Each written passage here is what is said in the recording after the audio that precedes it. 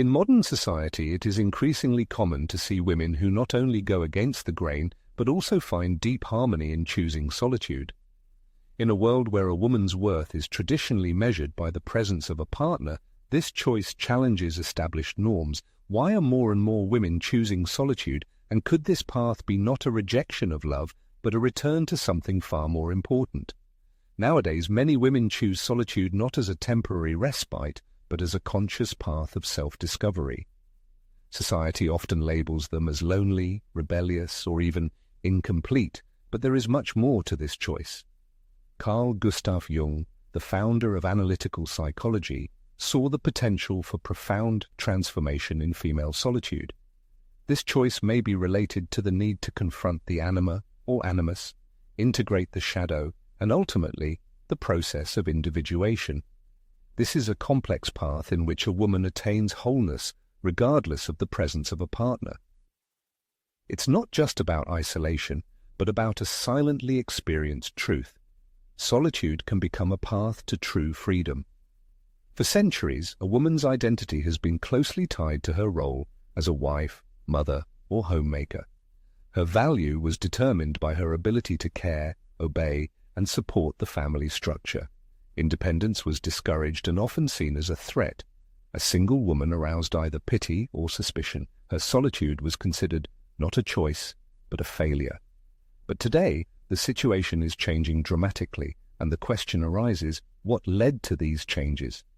In modern society, more and more women are moving away from traditional social roles, and this is not out of protest, but rather out of a realization of a deep truth. A sense of self-sufficiency does not necessarily have to be linked to the presence of a partner. This noticeable cultural shift raises a legitimate question about the reasons for such changes. Gaining economic independence, expanding access to education, and the gradual dismantling of outdated patriarchal foundations have provided women with opportunities that were unavailable to previous generations. However, behind these practical factors lies a deeper psychological aspect. According to Jungian theory, this desire for independence has not only social roots but also an archetypal nature. A woman who chooses solitude does not actually reject men as such. She enters into a dialogue with her animus, that is, with that part of her unconscious that represents male energy. Jung argued that in every woman there is an internal male aspect, the animus, which influences her mind, willpower, and perception of power. If a woman relies entirely on a man for security or self-esteem, her animus remains dormant or even suppressed. However, solitude becomes a catalyst for its awakening. Now she is forced to exhibit those qualities that she previously sought in a partner. Decisiveness, independence, and inner confidence. Herein lies the fundamental difference. The question is not about a woman's need for a man as such, but about her ability to harmoniously integrate the masculine principle into her own psyche. This integration process, in truth, is rarely simple and trouble-free. Public opinion, like a nagging whisper, continues to suggest that a woman living alone is somehow inferior, that her independence is only a fleeting state. However, Jungian theory presents a completely different perspective. A woman who consciously establishes a connection with her animus, instead of projecting it onto her partner, gains a deeper and more authentic understanding of herself. She no longer seeks in a man a means to fill an inner void, but receives the opportunity to enter into relationships with masculinity, both internal and external, based on a sense of her own integrity and self-sufficiency. Thus, the question shifts from why is she alone to who is she becoming in the process of this solitude. At the heart of Jungian psychology lies the concept of individuation, a continuous process encompassing all of life in which a person is freed from socially imposed expectations and unconscious patterns to reveal their true essence. In the context of solitary life, this very solitude becomes an alchemical space where inner transformation takes place. In the absence of the constant presence of other people who could reflect her identity, a woman is faced with the need to confront the fundamental question: who am I really when no one is watching? It is in this solitude, where the noise of the outside world subsides, that a deep turning to oneself begins. However, delving into oneself carries certain risks. Carl Jung warned that solitude can be a double-edged sword. On one hand, it opens doors to deep self-discovery, but on the other, it can become a way to escape the complexities inherent in human relationships. The key factor here is the motive behind the choice. If a woman isolates herself from the world, driven by fear or unresolved emotional wounds, she risks getting stuck in a state of defense, which hinders her personal growth. In contrast, when solitude is the result of a deliberate decision, it turns into a valuable resource. In this case, a woman gains the opportunity to listen to her inner voice, assert her individuality, and form a solid connection with herself, which no external relationships can replace. Here, working with the shadow aspects of personality becomes particularly important. According to Jung, the shadow is the part of the psyche that we tend to reject, suppress, or hide, often because it does not conform to our ideas about ourselves or social norms. For a single woman, the shadow can manifest in the most unexpected forms. For example, the fear of loneliness may appear not as a slight anxiety, but as an all-consuming horror. Public opinion, expressed in phrases such as, "You'll become an old maid," "You're too picky," or "You're selfish," can painfully resonate in her mind, exposing a deeply rooted sense of shame. Even independence, taken to the extreme, can turn into a shadow if a woman overly identifies with it and uses it as armor to protect herself from intimacy and vulnerability. However, it is precisely the face-to-face encounter with these shadow sides of personality that opens the way to the most significant personal growth. Recognizing the fear of loneliness and refusing to succumb to it paves the way to inner strength. By ceasing to perceive social assessments as truth, a woman gains the opportunity to independently establish criteria for her own worth. Skillfully combining independence and openness allows one to avoid spiritual escapism, where loneliness is used to suppress natural human needs instead of harmoniously integrating them. This is the key paradox of Jung's teaching.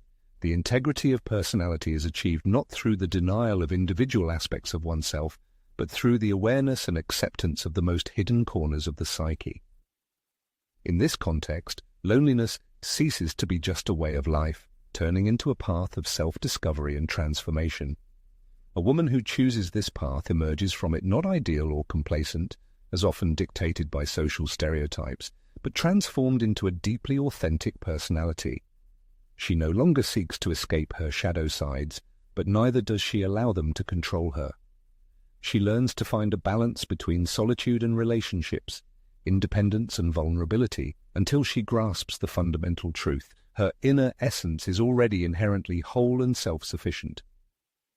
One of the most enduring stereotypes surrounding unmarried women is the persistent notion of their allegedly inevitable loneliness, as if the absence of a partner automatically entails a feeling of inner emptiness. However, it is important to understand that loneliness and solitude are two completely different concepts. Loneliness arises from a lack of communication and a sense of connection with other people, while solitude is a consciously chosen space where a person gets the opportunity to delve into self-knowledge and establish contact with their inner self. The famous psychologist Carl Jung argued that a woman who accepts her solitude does not actually suffer from a lack of connections, but rather rethinks their essence. She may experience bouts of loneliness from time to time, but at the same time, she discovers in herself a deep ability to feel comfortable and confident alone with herself. This is a valuable skill that many people who seek to escape into relationships out of fear of loneliness never master. Another common misconception is that living alone is supposedly a manifestation of feminist protest, as if female identity is inextricably linked to relationships with other people. However, Jung's teaching completely refutes this point of view. True femininity, according to Jung, lies not in external roles or relationships, but in inner strength, in a special state of being that includes qualities such as self-acceptance, developed intuition, creative thinking, and inner resilience. Thus, a single woman does not reject her femininity at all. On the contrary, she deepens it, freeing herself from the socially imposed roles and expectations that previously limited her self-expression and development. Despite talk of emancipation and freedom of choice, reality dictates its own terms, and the struggle for the right to be oneself continues for many women. Social pressure sometimes takes cruel forms, from subtle condemning glances to direct expressions of regret about missed opportunities. Relatives, driven by good intentions, often ask when a woman will settle down, as if a fulfilling life only begins with a partner. The cultural code still clings to the stereotype of a woman who has failed to find love. She is portrayed not as a self-sufficient individual making conscious decisions, but as a tragic figure deserving pity. Worse, many women, influenced by these stereotypes, begin to doubt their own independence, viewing it not as a strength, but as a flaw. In this situation, it is especially important to draw a clear line between healthy solitude and isolation. Healthy solitude is a conscious choice, where a woman builds relationships with herself and the world around her on her own terms, filling life with meaning and harmony. Isolation, on the other hand, is often an escape from problems, a defensive reaction hiding unresolved inner conflicts and emotional wounds. As Carl Jung emphasized, the goal of psychological development is not to avoid human relationships, but to build them based on one's own wholeness and maturity. A woman choosing isolation may be trying to escape her shadow, the unaccepted aspects of her personality, while a woman who consciously chooses solitude, on the contrary, boldly faces her shadows, striving for self-knowledge and personal growth. A woman who has chosen the path of solitude faces a complex task, not only to conform to social stereotypes, but also to distinguish constructive solitude from escaping problems. In this constant tension, she needs to ask herself the defining question: am I driven by a desire to escape something, or am I moving towards myself? The answer to this question will determine whether solitude becomes imprisonment or opens the gates to deep self-knowledge, unwavering authenticity, and a life wholly her own. Jung's reflections on female archetypes reveal a profound truth. Solitude has always been a path of initiation into wisdom. The archetype of the grandmother, traditionally embodying care and fertility, carries an important lesson in its shadow guise: the ability to care for oneself. A woman living alone does not reject this archetype, but transforms it. She becomes both mother and child in her own story. Similarly, the archetype of the wise woman manifests not through relationships, but through turning solitude into a source of self-knowledge through an internal alchemical process. Therein lies an amazing paradox. When a woman consciously distances herself from the usual, socially imposed female roles, it is often at that moment that she grasps their true essence. Mythology and psychological science unanimously assert that self-sufficiency has always been a path of spiritual development. Ancient civilizations held women who chose the path of solitude in special esteem. Consider, for example, Artemis. Artemis, the virgin goddess freely wandering through the wilderness, or the Delphic oracle, whose wisdom grew from voluntary seclusion. These archetypal images remind us that what society often condemns as loneliness, history recognizes as sacred space, a fertile void where deep transformations occur. Carl Jung viewed this process as the essence of individuation, where the rejection of external definitions allows the authentic self to emerge. A modern woman following this path is like connecting to an ancient tradition of reborn female power. History provides many inspiring examples of women who have turned solitude into a source of power. Consider Artemis, the Greek goddess who rejected marriage, preferring life in the wild. Her independence was not a weakness, but a manifestation of loyalty to her true nature. Or Virginia Woolf, whose essay, A Room of One's Own, in Jung's language, articulates the pressing psychological need for female creative energy. These women did not just live in solitude, they turned it into a crucible of genius and self-realization.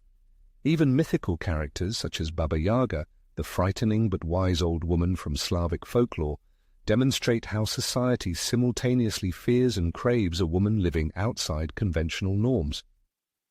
In our days, the echo of the past is clearly heard in the stories of modern women who share their innermost discoveries made on the path of solitude.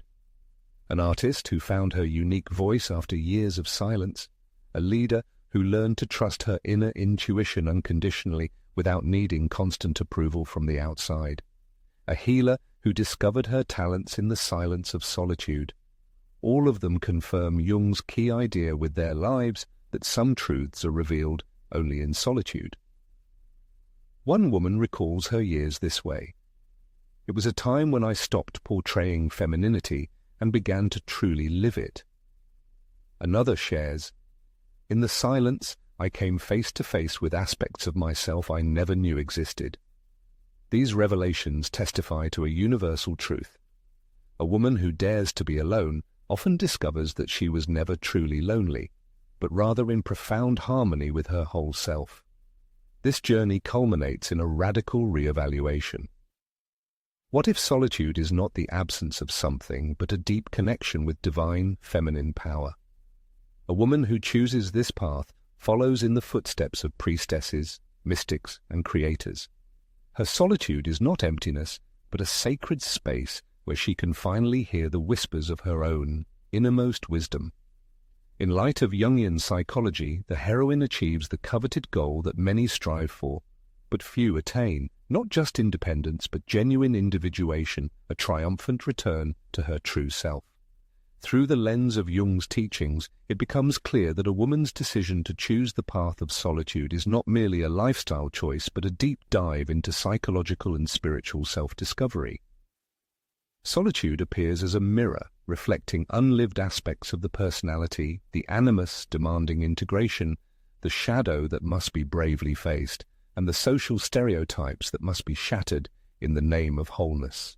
This path is not an escape from relationships, but a quest to establish a deeper and more lasting connection with oneself, a journey to the innermost corners of one's soul.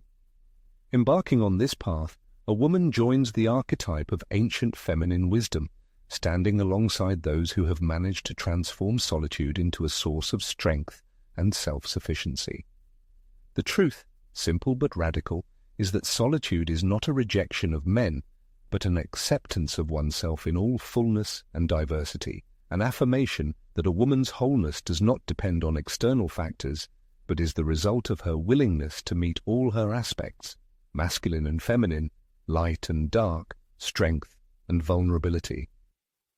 In the course of this momentous meeting, an amazing discovery is made. It turns out that the love, the need for recognition, and the desire for belonging that was so long sought in the outside world have always been inside. It was only necessary to listen to them. Now it is the reader's turn to reflect on this question. Is solitude a path to mental health, or does society still view it with prejudice? Has the reader ever experienced the transformative power of solitude, or is their view of this phenomenon different? Regardless of whether a person lives alone or surrounded by people, they are invited to stop fearing solitude and start paying attention to what it can teach, for in silence there is a chance to meet the most important person in life, oneself. The author encourages you to remember to like the publication, subscribe to updates, and turn on notifications so you don't miss even more material at the intersection of psychology, myths, and inner quests. In the meantime, it is recommended to remain curious, ask questions, make discoveries, and most importantly, become who you really are.